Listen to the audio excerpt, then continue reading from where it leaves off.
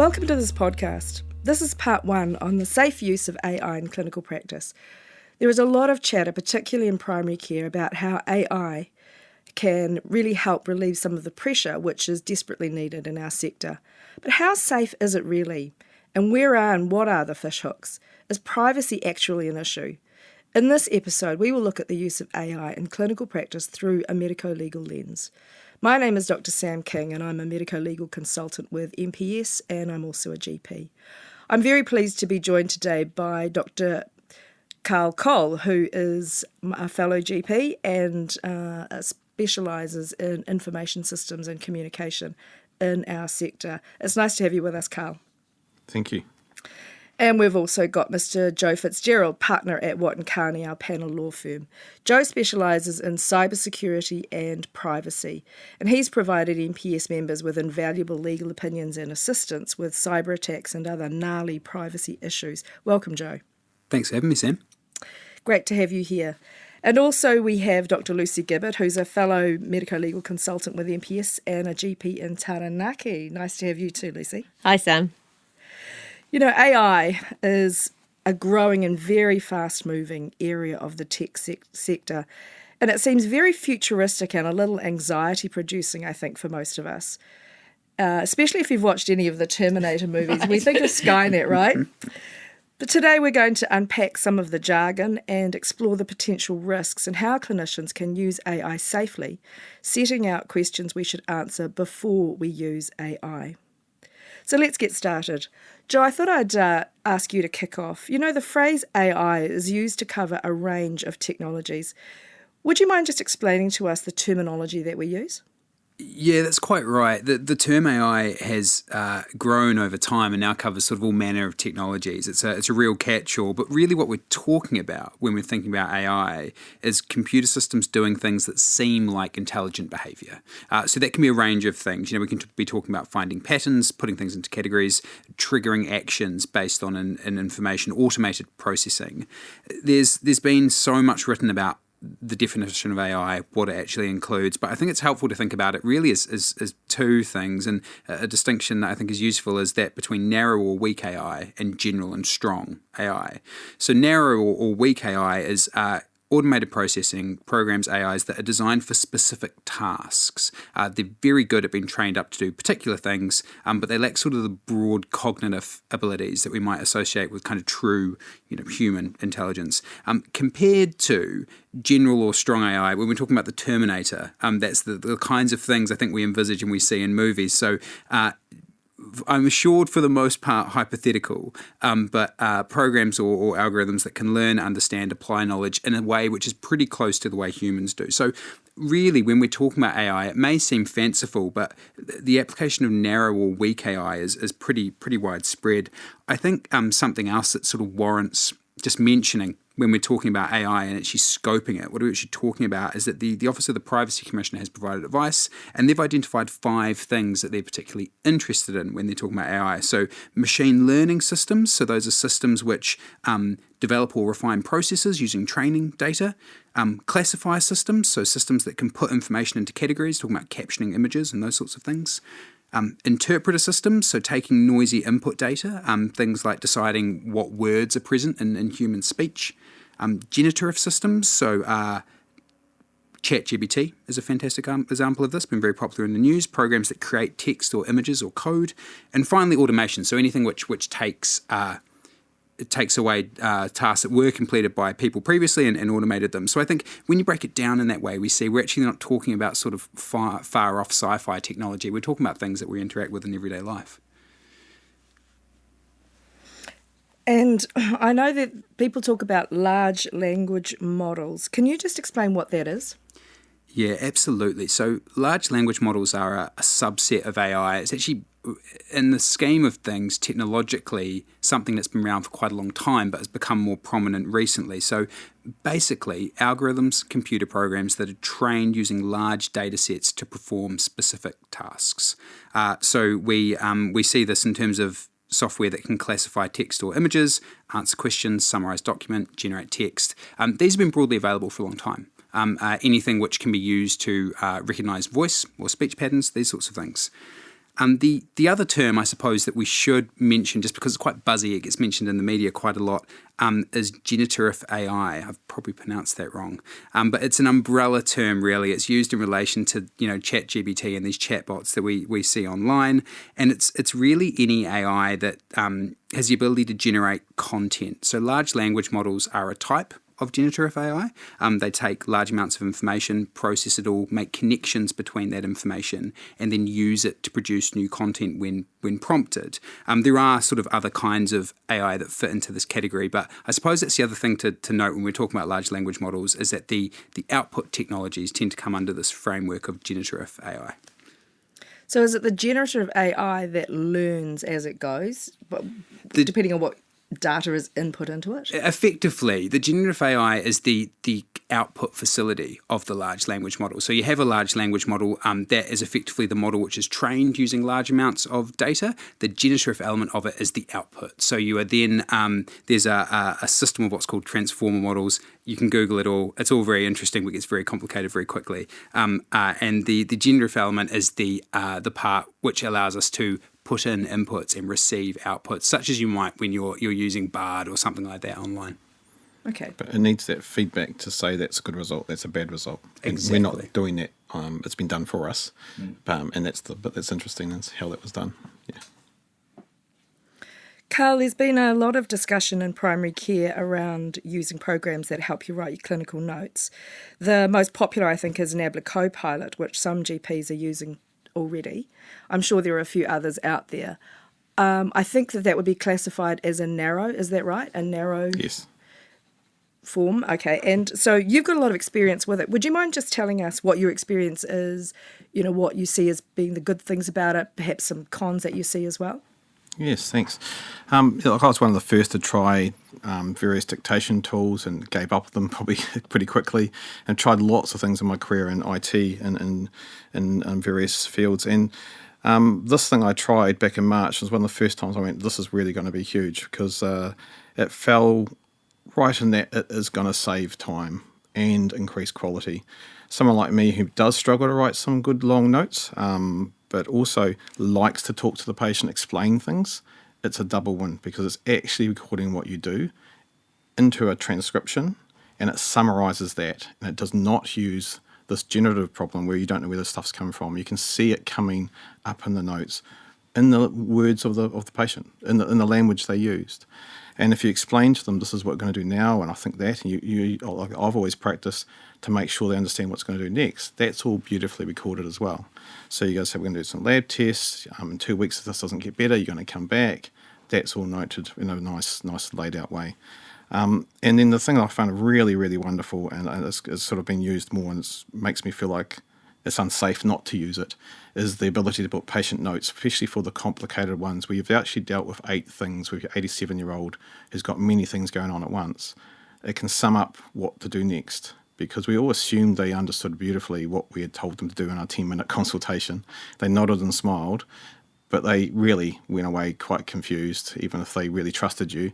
And having that nicely laid out in a layperson's language, what to do next, what was expected, is what's been the real lesson to me, that still with all efforts, patients often get confused and don't know quite what happened in the consultation, and having that laid out, well-written instructions is there. So, sorry, just to cut in there. So if you have, how sometimes you have a jumbled consultation where you jump from this topic to that. That's when it's at its best, yeah. So unstructured. it will order that for you? Yes, yeah, that's what the unstructured.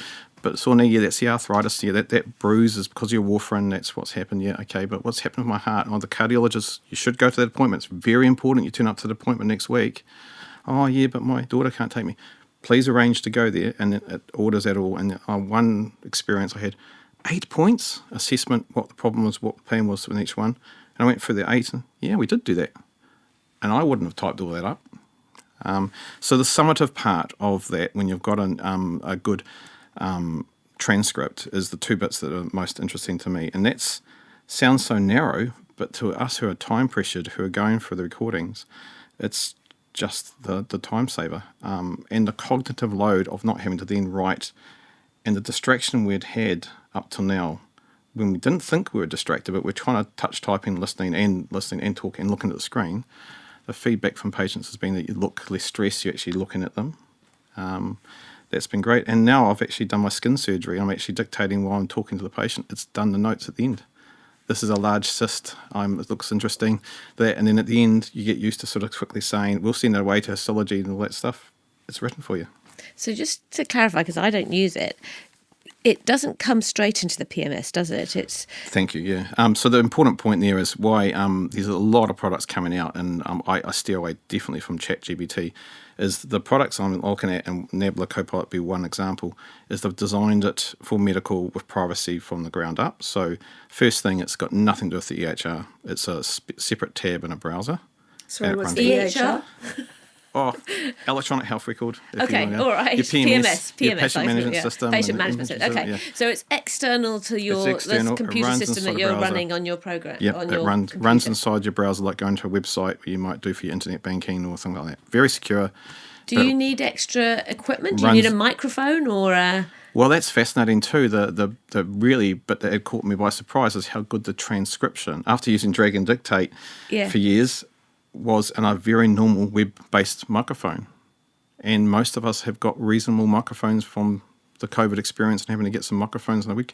That was good enough. I have upgraded to $100, looks like a podcast sort of thing that sits on my desk, but it helps a bit. But it works on an iPhone microphone. You put that there, it runs inside the browser, and so no app to install. Okay. Yeah. So basically it runs on something on your browser. Yep. And the actual consult note comes up on that system, and then you cut and paste it into the PMS. So you see it typing the words as you're going, and it gets some things hilariously wrong, but it gets a lot of things right. And then after 10 minutes, you get that whole transcribed conversation, and it sometimes it tries to pick up the voices, and then you press summary, and then about 10 seconds later, you get a summary note. What if you've got lots of people talking together? Does it sort people? If you've got the mother and the child both telling you something at the same time. Exactly, that's where you soon learn. New things got massive advantages, but new problems. Like sometimes I've had a description in my area in South Auckland. Using the drug problem is quite a severe problem. And I have a lawyer who came in and she's talking about how she's looking and defending some people, and then grandmothers are looking after the children of people on meth.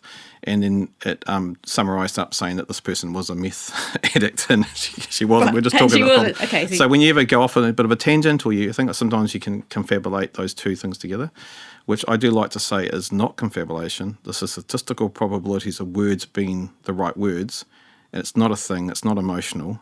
And people use words like confabulation and make it like a person, but you can just see after using it for a while, it's how connected it's those making dots. those connections. Yeah, and does it cope with the New Zealand accent all right? I've got a pretty bad New Zealand accent, and it's coping with that. I live and work in South Auckland, and it's a very, very mixed Fijian, Indian, Samoan, Tongan, Maori population, and it copes with all that. The thing I have been probably the most amazed by is that dictation, transcription, accuracy. Not 100%, but then the summative AI part makes up for those errors. So suddenly we've gone in this leap in accuracy with those two things together. And does it learn you? Does it learn, if you're logging in each time to use it, does it learn your accent and your way of talking and your way of... Currently, no. If we use Nabla Copilot as an example, there's other products out there that I've been trying, and the one I'm using the most is Nabla because you can see the transcription it starts with, and it's a great way of doing the consent. So I show people what's happening, and they look at it and they say a word, and they see the word come up, and they have a little startled face. But no, you have to opt on every one, and that's where some of these products are more than others really having privacy in their design from the ground up, is it doesn't get feedback to learn from unless you opt on each time. So they ask at each consult, will you see? And I've got a few patients now who are saying yes, add it to it, because they saw the mistake. I showed them what the So note you said. correct it within Nabla Copilot before you're cutting and pasting it, and then you send that back if the patient agrees. It's got things like dot phases, like you can put in expressions and things like that, and you can dictate straight to the sections, and you can change the note type, so it can be SOAP or it can be a full note. and it will pull out different things from that transcription if it's a full note. So it might have family history and medications if you want a full note. If it's a SOAP note, it's just subjective objective assessment. So you can change the formatting, and they're constantly developing that. It's one of the great things of a cloud-based product is. So I'm assuming it doesn't have patient identifiers in it. Well, no. If it's not connected to the patient management system or the EHR, no. You might say them, and many of them have all sorts of ways of trying to anonymise the names out before they work it out and bring out and then put it back in. But look, I'm startled how many patients don't even blink at saying yes when you explain how this works. And I guess it's a reflection they trust you, so I take it quite seriously that I'm looking into it quite deeply. But it's not using anything from the patient management system. It had no identifiers. It's not linked. It's just, you can do this at home. You can log in any of these Google Copilots. You'll see 100 products come up, try them out, and you can see how they work, and they just work standalone. So have you noticed any negatives? Getting too confident the words are going to be accurate, so you do need to read through it correctly, and a couple of times I've cut and pasted and afterwards realised it's put in something that was not quite right. And it can be really just bizarre things that you get used to that doesn't need to make sense because it's not trying to make sense, it's just associating the words. So if a little 1-year-old came in with an infected ear that burst and pus was coming out of his ear, he was giggling as happy boy, and I said, "Oh, this is hilarious," and I was playing with him and discussing with Mum, and so it dictated that note to little Johnny came in with a hilarious infected ear. So it obviously does some of that mixing sometimes. I do worry about that from a medical legal point of view because, from MPS's point of view, those notes are what we use when there's a complaint or something later on. And I do think there is always that bias of what you're expecting to read is what you read, and how often when you're expecting it to say no chest pain, when it actually says chest pain, you forget that the no's not there. Do you know what I mean? That you're expecting to see no, so you don't see it. So I worry a little bit that actually you've got to be very cognitively aware as you read it back. You've got to be really on your game at that point. You can't, because I worry that people will just cut and paste it in, and without doing that, that's the biggest lesson I think I've learned. Is it's a different muscle to exercise again that you're editing. But I throw back at people like I've seen some pretty ridiculous discharge letters from people. That's true. And they come back weeks later and they get signed off, and that doctor doesn't have a clue what it does. And I remember a patient of mine when I first did open notes years ago. She was very angry about a outpatient letter that said that her husband said that she'd been snoring or not sleeping well. And she came in and I said, what's wrong with that? She says, well, I'm not married and my husband wasn't there clearly. And so she actually got angry enough and they changed it eventually. But that, how many of our notes, especially the ones that are dictated and signed off days later, are right? And I know ED notes. So these just different type of errors though. This is a different, you're right, you need to really, and I've learned that minute to edit it well, and I do it with the patient now, showing them, and they go through it. It's still quicker. So you do it with the patient. That's a really good idea, actually. I've got two screens, and I've always had that. So I just switch it around, the patient looks at it, and they go through it. And so I found it's another way of validating what the plan is, because, we all knew, they knew, and they heard us straight away. And then we went back, and they said, "Oh, you want me to do blood tests?" Yeah. So it's another way of doing it. So it reinforces that too. And then because I use open notes, when you combine it with open notes, that's where it's also powerful, because then they are reviewers of the notes as well. And through the open notes. Would add to that is that it's an excellent point you've raised. It's actually one that's recognised in the literature as well. We talk about automation blindness. So, we might get onto it later on, but one of the things the Privacy Act requires you to do is that you check the accuracy of information before you use it. And it's exactly the process that Karl's talking about here. But the academia around particularly automated processing is very clear that automation blindness, our tendency to be overly reliant on automated processes and assume they're correct, is not only real and documented, but is prevalent.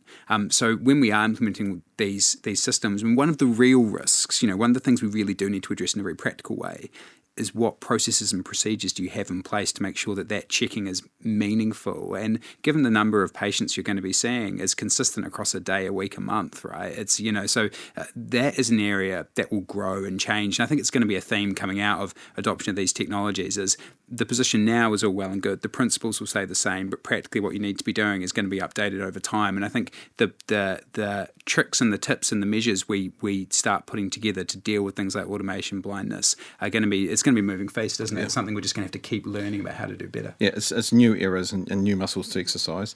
But, I keep countering. And you've got to experience it, to feel it.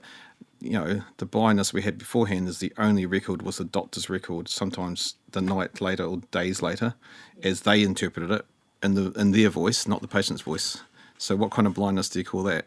Yeah, and actually you think, at the moment we teach the registrars with doing your, plan, follow-up, safety net. Maybe it will be plan, follow-up, safety net, check transcript with patient, to make sure that everyone knows that the transcript is correct. And that will be the last thing you do in a consult, not the safety net, that will be part of that process. There was a doctor who wrote an article, I think it was in the New Zealand Doctor, about his experiences with a Nabla Copilot. And one of the things he commented on was that some of the things that were pertinent in the consultation weren't actually part of the summary. And I was just thinking how that would be very difficult to necessarily remember at the time you read the summary. And, often for those of us that are still typing as we go, you will pick up because it's very contemporaneous. But at the end of a 15-minute or 20-minute consultation, and you've covered the 8 different problems that the patient has brought in, it's really hard to remember. Did I, that's right, we talked about this and that's not in this note. So have you got any thoughts around that? I think you just walked into my randomised control trial, which won't be randomised, where you can type your notes. We'll also get permission and record them and do a comparison over a couple of weeks of what you've written and what comes out without you seeing them. So I think that's exactly right. You don't know until you measure, right? And this is theoretical. But I guess what I'm finding frustrating is some other resistance, and not to you, but people don't realise how much pressure we've been on, especially in New Zealand, the very low cost access practices. We're making compromises all the time to survive. I had 22 patients in one Saturday morning clinic for 12 and felt guilty because we had to turn some people away to go to ED. It's just the pressure's immense. So anything that can actually help you improve quality and also save you time, introduce new kind of errors, and we've got to be very careful about that.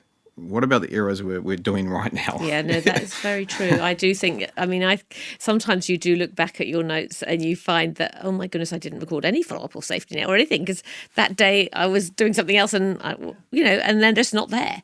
And so maybe if you have a system where you actually do that check with the patient at the end, and that becomes your norm, that's what you've just got to create new habits, haven't you? That's the thing, isn't it? Yeah, and I think it's very good and responsible of us to actually identify that really quickly and early so we know we can catch them. But I think they're pretty obvious in front of us. I really like the fact it's not.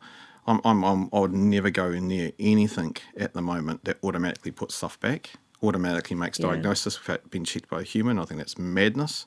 Most AI, most software out there, and this is someone who's been deep in designing interoperability for a long time.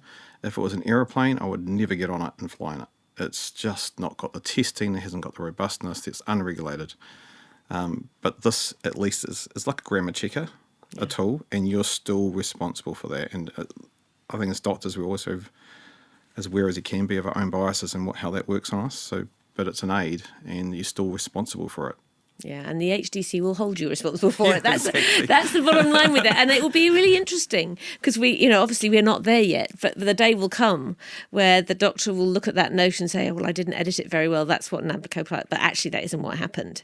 Because will the HDC rely more on what the AI has produced? Yes. It will be interesting to see because if you don't edit it properly, that's still the record. But if you look at, of course at MPS we look at clinical notes all day long from our members, and some of them unfortunately are not very good at all. So I think from the sounds of it, the Nabla Copilot is going to actually improve the quality of the notes in general for a lot of our members. Yeah, it's just... Yeah, I suppose a Nabla note is better than no note. It's better than no note, but it may be wrong is the problem. Yeah. And that actually, if you've not edited it right, it may actually create significant Absolutely. problems for you later on. I'd go as far as say it is wrong. Yeah. It's got errors, and we're going to try and catch as many as we can, and some are going to slip through. But is that better than what's currently going on? Certainly, some of the notes we've seen that I see, it's easy for one of us to accidentally miss the no, and when we write it down as well. And, you know, we go back and look at notes, and it's like, I can't interpret these notes. And that's not great when another clinician can't just step in and see a patient and have continuity of care because the clinical notes are so poor from the previous doctor. So I think in terms of being for these kinds of programs, I think it sounds really good. Shall we just quickly turn to consent, because I know that's a concern for a lot of people. So Joe, what sort of consent do we need if we're going to use something like a summarising? We're not talking about ChatGPT stuff right now, but just the summarising programs, like Nabla. What do we need to do? Yeah, absolutely. I mean, look, I appreciate this will be the number one concern for a lot of people. You know, you're not typically recording consultations, I imagine, in a number of instances at the moment, let alone having a computer program then summarise them and pull out the pertinent parts of it, right? This is quite a shift in the way I imagine lots of people will be dealing with their patients.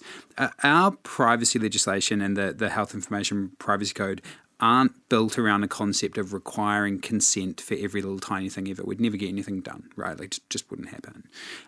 What's really important here is that you are gathering information from people using something like Nabla on a basis that complies with the Act, so for a legitimate purpose, for a reason, that you're providing the appropriate notice of what you're doing and that you're doing it in a way that's fair. IPP 5, Information Privacy Principle 4, actually refers to fairness. And fairness is actually really the critical thing we need to consider here. So really, really important that you are really giving people a meaningful opportunity, particularly with new technologies and invasive technologies like this, which are, I mean, look, people are, I imagine, stepping into your consultation rooms and talking about all kinds of things. Some of them will be health issues. Some of them, I'm sure, are relevant to their broader life experience in a very, very intimate and it's a very personal and private space. But it is very invasive in that sense. So what we need to be really careful about is, one, ensuring that the things like your privacy policy are really robust, are updated, are explaining all the things the Privacy Act requires you tell people. You know, what are you doing with their information? Where is it going? What purpose are you gathering it for? How long will you keep it? These are all things that you should be doing for your practice anyway. You simply need to update it. But in terms of ensuring we're treating people fairly, doing it in a way that's meaningful, which is what the guidance issued by the OPC says, it has to be meaningful, that notice should probably be layered.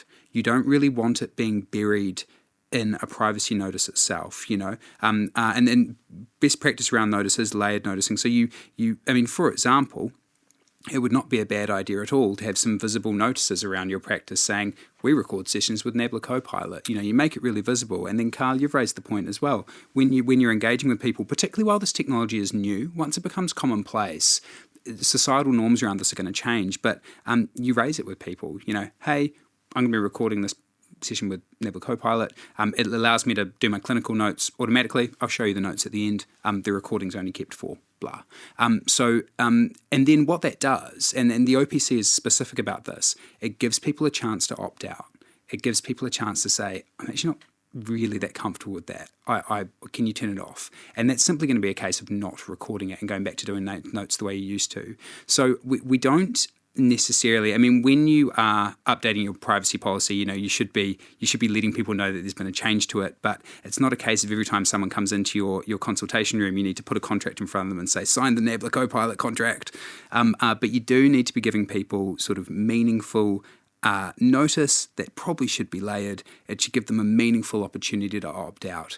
And I think really, actually, the crux of it, the best way to engage people on the Privacy Act concerns is really, Karl, through what you described, which is you get the chance to check it at the end as well. We're going to talk about this and you're going to see the output here. I mean, that's actually quite unique from a privacy perspective. It's not often people get to engage with the processing partway through. That's really, really useful. But yes, look, updating privacy policies, keeping it layered, giving people a meaningful opportunity to say no, those are the things you need to be considering. So if a patient signs something on their enrolment form tick the box, yes, you can use Nabla Copilot. Is that sufficient, or do you think, like as Karl does, for every consultation, this is what we're going to be doing? I think the what we consider to be satisfactory notice for the purpose of the fairness requirement is going to change over time. My suggestion would be, while this technology is new, while it contradicts the norms of what people would expect to be going on in a private space like a GP office, you should be drawing it to people's attention as well. That is not going to stay forever, but it is not remotely uncommon. I mean, when you call a phone line and calls are recorded for training purposes, we've all heard that. We're still putting out those notices. It will be on a privacy policy somewhere, but when people are being recorded and that recording is being kept in its entirety or notes are being summarised, I think for the meantime, putting that to people is the right thing to do. In time, that will probably move back to just having something on your wall saying we're a Nabla practice, we're a whatever practice, your consultations be recorded, let us know. And eventually we'll probably just regress back to a privacy policy because we'll be used to it. That's great, thank you. And to your point, Sam, using words like even Nabla or Copilot or thing, I just say to people, I've got this new fancy technology, it really helps me make notes, and they show it and seeing it come up, and that's the bit that's really visual for them. But now using it for many months, maybe up to 5 months, and getting people coming back, and I just start off, so I've got this new, oh yeah, okay, and they get to the problem, so it just, there's a sort of cycle to it, because we see about 80% of the population goes to GPs over a year. People go on average 3 times per year, and that's big average. People don't go once every 3 years, and some people go 5, 6, 10, 12 times. But that soon, and in primary care, we've got that different kind of model where people aren't all new and strangers to us. So, and after 5 months, I'm starting to get, I've seen that, and that makes it easy. So that's the next cycle. So it's not going to take long, is it, to work its way through the population and become the norm. Dr. Cole, I'll be interested. Has anyone ever told you they don't want it to be used? I was wondering. One person did. I didn't come in to get recorded. It's okay. It's not recording you. It deletes it straight away. Can I show you? I'll delete it all if you don't like it. And then she went through it, and it was fine. I think there's that fear. What I like about being separated, I think, is people just suddenly look at you, see that, and they can see the notes. And I mean, they've got no clue what happens to that patient management system, EHR, whatever you want to call it, which part of the world you are. And we're sort of, that's what's been good about this. We're relying on this huge industry we have around the regulation of how those notes are guarded and secure and all the rest of it. So they sort of soon see it's part of that. I guess if we're outside in a cafe somewhere with a different person, you went there, that wouldn't be there. So I think that's the trust we've got that's there, because it's piggybacking on because it's going into the notes there, it's going to be piggybacking on all that regulation there. I think one of the risks here is, I think, you have to know your system that you're using as well, don't you? Because I think, with Nabla, that it's deleted, it's not stored on a cloud somewhere. Yeah. But for less tech-savvy doctors like me, for me to be sure of how that system works is actually a little bit of an anxiety for me.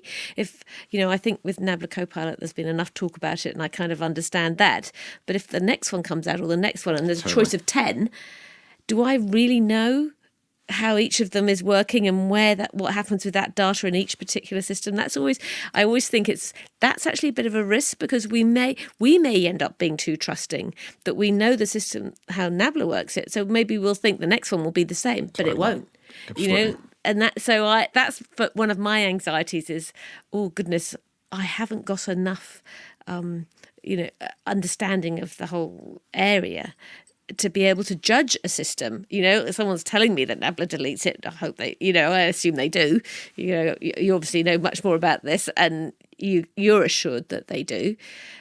It would be really helpful, wouldn't it, if the GP College or even the telehealth group or one of these other agencies were able to certify them, say, we've looked into these for our privacy these system. are the choices. Exactly. And look, my advice to anyone that they take any advice away from this podcast is, don't trust them.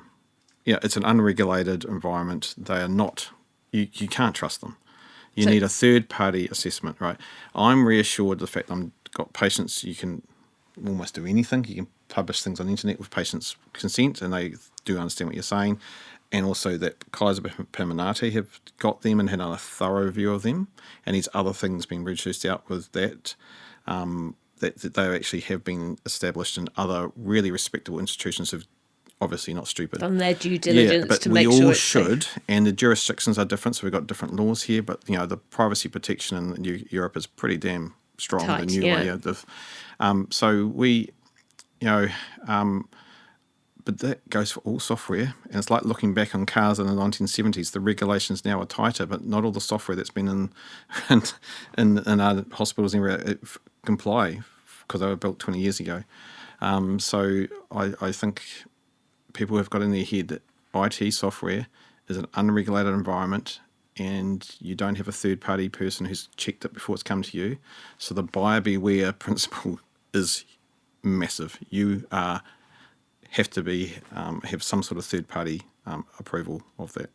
What I would add to that as well, you're absolutely right. It's intimidating, isn't it? When you're talking about particularly programs that do things that are not like the programs you've used in the past. You're not talking about replacing your practice manager with something how else. they do it. Absolutely right. And and we can talk about what the law requires of you, the risks you need to consider, the box you need to tick. But really, what you need to be ensuring you're doing is doing things like privacy impact assessments, right? Yes. When you're implementing a new technology, you're implementing something which is a little bit different. It doesn't have to be you personally, but if someone has done a privacy impact assessment, that is effectively a process which is all set out on the Office of the Privacy Commissioner's website. There's a template on there. It's a Word document. You can work your way through it. You identify, what does this thing actually do?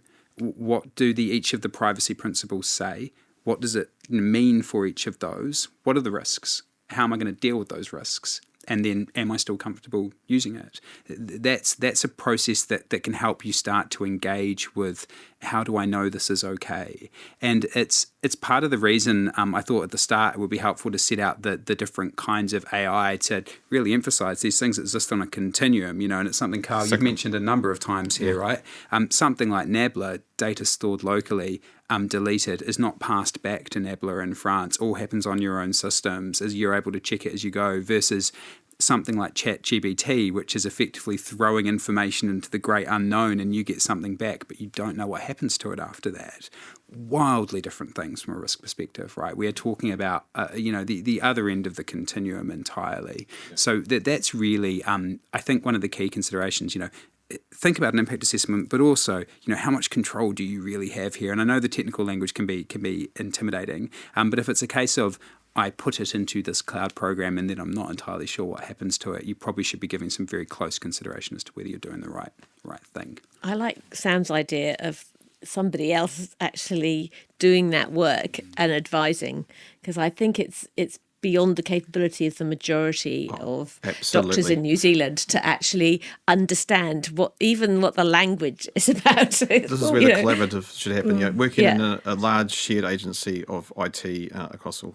First thing I learned in the bigger projects is they do this thing called the privacy impact assessment and independent quality assurance. That as small businesses, you go, what the heck's all these things? That's consultant bubble gig, But that's why, because there's an expression that they often pick up is, does it do what they say they do on the tin? Yeah. And are they really doing that? Because in IT, it's very easy to have people with a suit come in, present something, put it on the screen, and it's actually made in the garage, and you have no idea. So you need a third-party independent assessment, like doing your warrant of fitness, and small businesses don't know who those people should be and who they are. So I absolutely think as a country we need to find a way that we can get these third-party assessments, stamp them, and don't trust them. If we could get, say, the GP College or some agency to do a privacy impact assessment, would that be then available to all GPs or any clinician to be able to use and say, well, the PIA has already been done by this other agency, therefore I'm relying upon that?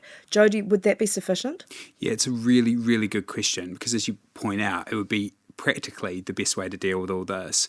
You are still going to need to go through steps to verify that actually the PIA that's been done is relevant to you, right? Nabla Copilot seems to have relatively effective but limited functionality. I assume there aren't ways you can customize it, things you can change, configurations that can be amended to mean that it's actually doing something slightly different to what the PIA was based on.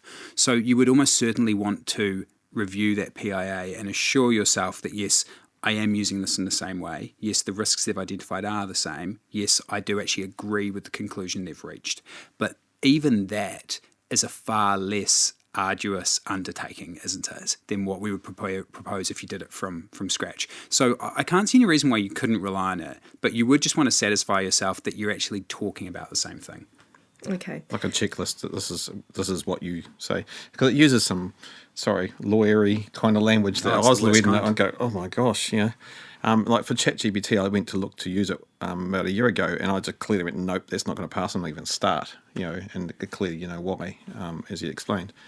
Can I just quickly shift a little bit? We've been talking about mostly primary care, but I'm sure there are plenty of other secondary care doctors who would be interested in this kind of summarising program, and certainly secondary care doctors who work in private. So, Joe, I know that you've looked into the Te Whatu Ora's declared statement around, their view, and can you talk about, just briefly, can secondary care clinicians use this kind of program like Nabla successfully given TWO's stance?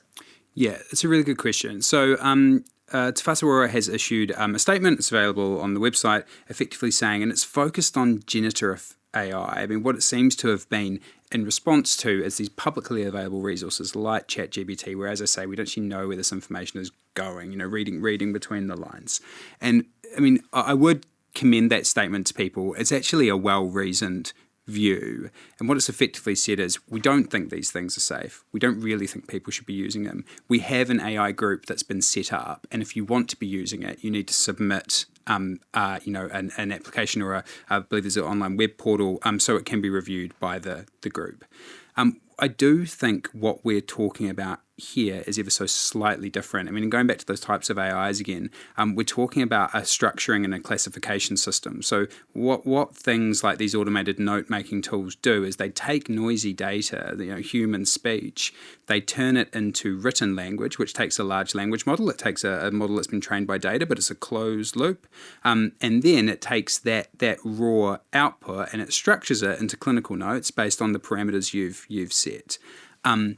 It's not generative in nature. It's not creating new content. It's not drawing on inputs you've put in and producing something entirely different. It's also, if configured properly, not whisking that information away to a third-party cloud service. It's all remaining on deck in your system. So my view, reading that Te Whatu Ora note, is that actually the systems it explicitly mentions, and it does mention ChatGPT and generative AIs, actually are distinct from what we are talking about here. I think we mentioned before, the fact that these exist on a continuum, and locally housed note-taking software is quite different to something which is connected to a cloud network and pulls out information and then presumably uses the information you provide it to keep training the model. So look, I'd be ever so slightly wary given the position that Te Whatu Ora has adopted, but I don't think the guidance they've issued is targeted at these kinds of technologies. I would be surprised if any of the risks they're concerned about manifest. And I think, broadly speaking, as long as you're careful, it's not what the guidance note is targeted at.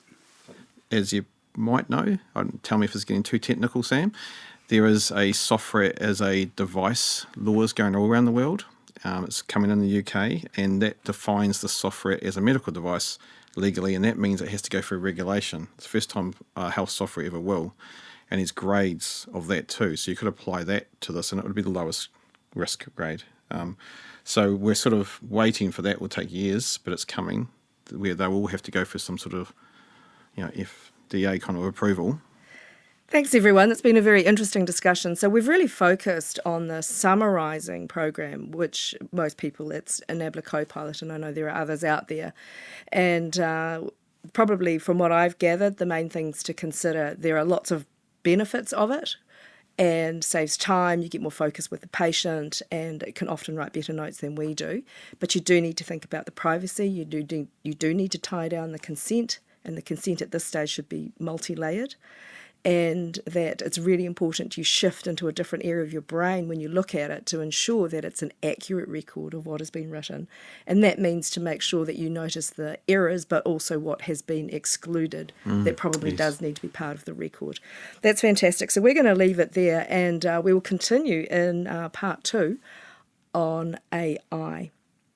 So thank you, Joe and Karl, for joining us, and of course Lucy. And thank you for our listeners. I hope it's been helpful. We look forward to catching up with you in our part 2, our next podcast. If you like the Medical Protection Podcast, please subscribe and leave a review. If you would like a podcast on a specific topic, please email nzpodcasts@medicalprotection.org. We'll catch you next time. Thanks, Anne. Thanks, Anne.